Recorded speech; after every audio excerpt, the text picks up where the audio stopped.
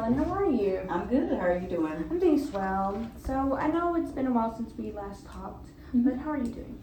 I'm doing good. Enjoying the cooler weather. Yes, I love the cold weather. I hate the heat. Okay, so we're just gonna be going over based on the notes that I had gathered last time we were together. Okay. So it looks like you're experiencing what sounds like borderline personality disorder, also known as BPD.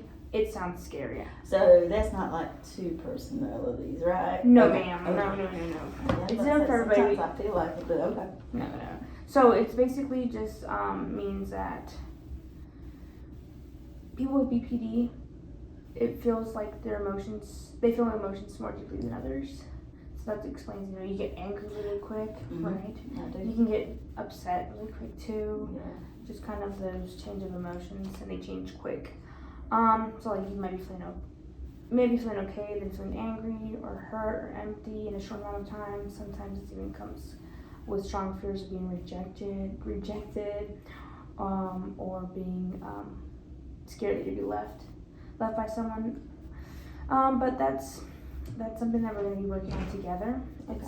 It's going to be a process. It's not an overnight process, unfortunately. I wish it could, but it's just a process that you and I can work on together. Okay. With that being said, there is good news. There's different types of therapies that are available to you, in which we will talk about later on. We'll see which one you prefer more. The one I want to go with right now is called DBT, Dialectical Behavioral Therapy. This helps people practical skills to manage emotions, handle conflict, reduce impulsive or self-harming behaviors. So I know the shopping trips, love them, right? But then later on you feel like, oh man, why'd I waste as much money sometimes? Yeah, blowing too much money that I don't have, and then I need a necessary bill like my light bill, and I'm like, oh God, how am I paying this? So so using that therapy, it just focuses on the main areas, which is your mindfulness, distress tolerance, emotion regulation, interpersonal effectiveness. But again, we're gonna look at different therapies that can work with you, and then you let me know which one you like. This is just the one-on-one we'll be talking about this. So next time we get to meet, just let me know also when you're available for that. Okay. We'll talk about it, you and I, and then you can tell the front office, and then we'll talk more about the different types of therapies. But with that being said, so this, like I said, this treatment does take time. It takes patience. But many people with BPD, borderline personality disorder, usually go on to build a stable, fulfilling life. Do you have any questions? You won't tell the primary care doctor about this diagnosis, will you? So it is going to be on file. I know this is just between you and I's conversations. Right. But we need to know what medication it might affect that. So I don't know what other health disparities you might have, but definitely talking with your primary doctor, knowing that background to give you the right medication that can work or help you. Okay. Yeah. Any other questions? Well, no. I think I'm okay. When you talk about the different ways to kind of address it, maybe I can ask some questions then. I'm still processing it. Yeah, it takes time. Again, you're always more than welcome to email me, call the office. My schedule, 9 to 5. I'll be here, and then you can call me, and I can answer any questions you might have. Okay. So some different. Well, you said, going over some of the different coping mechanisms that we can have. We have validation, so acknowledging and accepting that your emotions are real. They're not made up, okay? Your emotions are real. So validating that they're real, they're understandable, even if sometimes you don't agree with them. So sometimes I can see that you're really hurt or angry when you think that Bob might leave you. That fear makes sense, especially. He needs to. He's terrible. especially. It's not working. He don't. Well, no, go ahead. Yeah. Yeah, he's not going anywhere. But if therapy works for me, guess who's hitting the road? Bob. Yes, I'm a better person, Bob, and you no longer fit my story. Yeah, of course, you're going to be working on yourself. going to therapy, that you're open to that, even doing some of these other things I'm going to mention to you. So again, just using this, having validation, you know, the fear makes sense, especially when you've been through painful experiences before. We have mindful techniques, DBT. This is to teach you to stay present and aware of your thoughts and feelings. So when you notice you're getting upset, try to pause and take a slow breath, because sometimes it can escalate. Because you know you get really angry, and then you want to do something that you might regret later on. So just taking that time to learn some breathing techniques. Like when a mom counts to 3, like with her kids, she's like, it's really for the kid, but her too, like 1, okay, 2, like, you know, it's just like, Yeah, you can just calm you down. really just sitting there and be like, okay, do I really want to do this? Do I really want to respond that way? Do I really want to escalate it? Right. Again, your emotions are validated, but there are consequences sometimes. So this just helps you notice your emotions before it takes control. There's some distress tolerance skills, so it provides short-term coping tools to manage intense emotion safety. An example is holding ice. Kind of cools you off. Holding ice. Like how? So you can hold a cold drink or hold a piece of ice. You know, when you're like really heated, right? You really need to cool down. Yeah. Or you can eat it. Yeah. Oh, okay. You can do whatever, but some people usually, because nobody just has a piece of ice in their pocket. Right. So holding a cold drink, cooling off, taking that time again, breathing, really just sitting there with your eyes closed and like, you know, stressful situations. I do it sometimes. Okay. We also have some safety planning. I know we talked about some thoughts of suicidal thoughts. We talked about that. So having a safety plan in your pocket is helpful in the future. Right. Sometimes I think I told you that, you know, I might burn myself or something like that. Yeah. Kind of I guess I focus on that pain instead of what I'm really going through. So. And that's where we come in play. We can talk about it. We can breathe. We can work together. Okay. So we're just gonna collaborate with you, make a plan when you feel distress.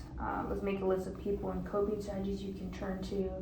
So like, let's say you're in a stress situation. What do you usually do aside from going shopping or, you know, sometimes screaming at Bob?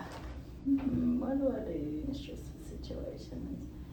I don't know. I might take a drive sometimes. I don't really go, you know, to like a certain place. I just kind of drive until, I don't know, I feel better. I guess if that makes sense. Maybe it's 5 miles, maybe it's 10, and then I just come back home. Or there's times I might call one of my friends and be like, can I be in? Can you talk right now? And sometimes they're like, yeah, and sometimes they can't. Like sometimes we just need somebody to listen to us. So just again, calling a friend, that's really helpful. Driving at a reasonable speed. Oh yeah, during those times I don't speed. It's the other times, but when I really I don't have a clear destination, I don't, because my mind, I'm just trying to, I guess, just focus on the road. That's really all that's in my mind at that time. So it does help just to get out and drive. But I don't go like long distances. Like I said, I might go 2 minutes away, park somewhere, just sit there for a minute, or I might go get me like a soda and come back home. Sometimes I go for an ice cream. I love me something sweet, so usually I just drive by myself just so I can have that space to myself. You know, again, breathing, sometimes putting up the AC a little bit because it gets hot when I get heated, even playing some music, kind of a therapy. I like it quiet. Even quiet. There's times I like music, Yeah. but that's when I'm pumped up. I turn it all the way up, but now when I'm driving, I'm like, I don't know, I just want quiet. Yeah. And that's okay for me right then. Of course, yeah, you work with whatever you want to do in reality. Because again, I'm working with you. You're gonna guide me, and I'm gonna help you with whatever you need. As for any medications, we're gonna have to talk with your primary care just to go over your files to see what medications might work. Okay. Yeah. I thought I was going to get something good today. I'm joking. No, yeah, you're good. No, I don't want to be one of those people, you know, you start off, you're like, oh, this is helping, and then every day you want it. Like, I got to have it. I had a family member like that, and I just don't want to be like that. Yeah, no. I know, I've taken it before when I had somebody pass away in my family, but it was short term, and I had to say, okay, Tisha, okay, Marilyn, this is enough. So. No, I get you. Definitely, again, we'll talk, the three of us, try to create a plan or any medications that you might find helpful, because I know sometimes I've had different clients take medicine and it doesn't help them. That's okay. There's different medications or medication that we don't need to be taking medications if we don't want to. If we don't feel like it's helping us or we don't like it, that's completely fine. You get to decide. That's one thing you do have control, okay? This whole journey, you control it. Okay. Yeah. You have any other questions? I ain't controlling that was court ordered. But I see what you're saying, and I appreciate you saying that, even though I'm court ordered, that I get to have a role in my plan. I like that. Yes. Because sometimes, so many times they're like, you're going to do this, this, and this. And you lose want control, to. yeah, that's where So kind thank of you that for anger saying comes that. up. Yeah, of course. Again, I'm working with you. Mhm. We're gonna get through this. This is not the end of the world. This is not something crazy. Just something we take step by step. Also, I've also told clients about support groups. I don't know if you've ever been interested in that. Support groups, talking to other people, strangers. Telling them all my business. Some people No. like it, some people don't. I don't know. I mean, do they make you talk a lot? I mean, some of those, they're like, answer this question or read this. Mhm. I didn't like that when I went to church. I was like, quit calling on me. Call on somebody else. I don't know. Would they let me go just to observe one time? to Yeah, of course. You can go. There's actually, I can send you an email of all the support groups that are around your area.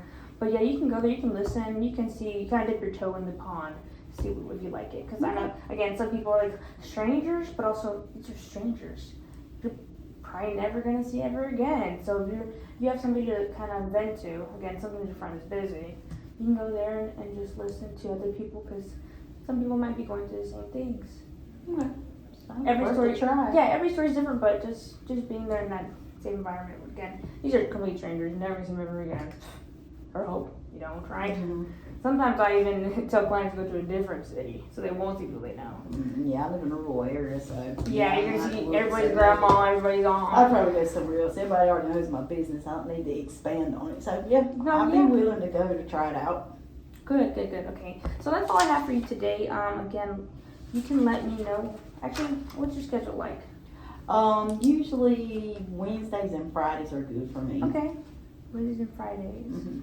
And are you okay with coming in person? Yes, if something happens, I'll let you know. Yeah. I need to do it telehealth, but I like in person. Mm-hmm. But if I'm sick or something, I can just call ahead of time. Of course, yeah. You let me know. Okay. I am here. Okay.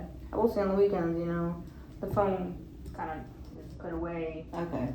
So I probably won't answer at a reasonable time. Probably answer Monday morning, but you can always leave messages. Okay. Yeah. But that's all I have for you.